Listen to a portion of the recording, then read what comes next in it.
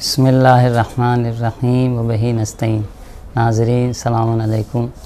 जैसा कि चाँद के हवाले से एक शदीद इख्तिलाफ़ जो चल रहा था और दफ्तर मर्ज़ियत आयतुल्लाह उल-उज़्मा सिस्तानी साहब की तरफ से जो ऐलान हुआ, उसमें कहीं न कहीं ये चीज़ सामने आ रही थी कि ये ऐलान सही नहीं है, या ये कि वकला ने इस पे इत्मीनान दफ्तर की तरफ से हुआ है या नहीं हुआ है। लोगों को इत्मीनान नहीं हो रहा था।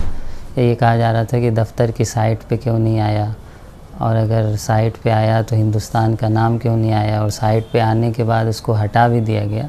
तो ये तमाम तर सवालात थे। कुछ देर पहले हमारे पास दफ़्तर से कॉल आई और ये बयान किया गया कि क्योंकि उस दिन हिंदुस्तान से बहुत ज़्यादा फ़ोन मेल्स और एक ही जगह से ख़ास करके जा रहे थे, उसकी वजूहात की बिना पर साइट पे जो उर्दू में डाला गया था जिसमें हिंदुस्तान का नाम नहीं था, उसको हटा लिया गया था। और आज कॉल आई और ये कहा गया कि फिर से साइट पे अपलोड किया जा रहा है। और आगा का जो नज़रिया था कि हिंदुस्तान में चाँद साबित है, वो अपने नज़रिए पे बरकरार हैं।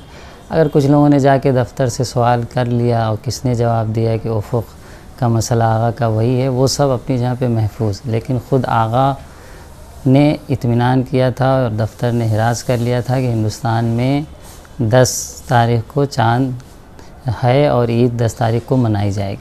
तो उस चीज़ को जो कहा गया कि साइट पे नहीं आया या नाम नहीं आया है, तो अब सराहत के साथ साइट पर इस चीज़ का ज़िक्र किया जा रहा है कि 10 तारीख़ को हिंदुस्तान में ईद थी, जैसा कि उर्दू की साइट पे हमारे सामने मौजूद है। बिस्मिल्लाहिर्रहमानिर्रहीम। आयतुल्लाह सिस्तानी के राय के मुताबिक हिंदुस्तान में बुध 10/4/2024 माह शव्वाल की पहली और ईद सईद फ़ित्र है। तो जैसा कि आपने देखा कि हिंदुस्तान का नाम भी साइट पे आ गया है। तो क्योंकि मोमिनीन में कुछ कन्फ्यूज़न था और ये कहा जा रहा था कि कफ़ारा देना होगा, और क्योंकि उस दिन ईद नहीं थी और माह रमज़ान का आखिरी रोज़ा था, इसलिए कफ़ारा देना होगा।